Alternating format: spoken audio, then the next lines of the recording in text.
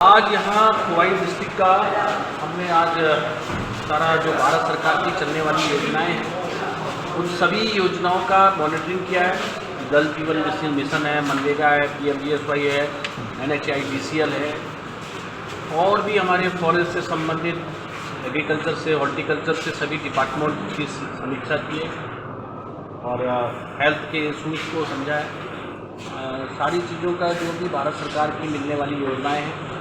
हमारे प्रधानमंत्री जी के मार्गदर्शन में जो इम्पोर्टेंट योजनाएं हैं और जो कि विकसित भारत संकल्प के माध्यम से भी हमने जिनको पिछले दिनों टारगेटेड किया था हर ब्लॉक वाइज विलेज वाइज, उसकी मॉनिटरिंग और उनका परसेंटेज। और इसलिए आज हमने यहाँ जिलाधिकारी और सभी अधिकारियों से बातचीत की है और बातचीत करने के बाद क्योंकि ये बड़ा सौभाग्य है कि सारे नॉर्थ ईस्ट के अंदर हमारे सेंट्रल के सभी मंत्री प्रधानमंत्री जी के मार्गदर्शन में आते हैं, साथ में ही एक्सप्रेशनल डिस्ट्रिक्ट और एक्सप्रेशनल ब्लॉक जो स्टेट के लिए हैं उनकी भी चलने वाली योजनाओं का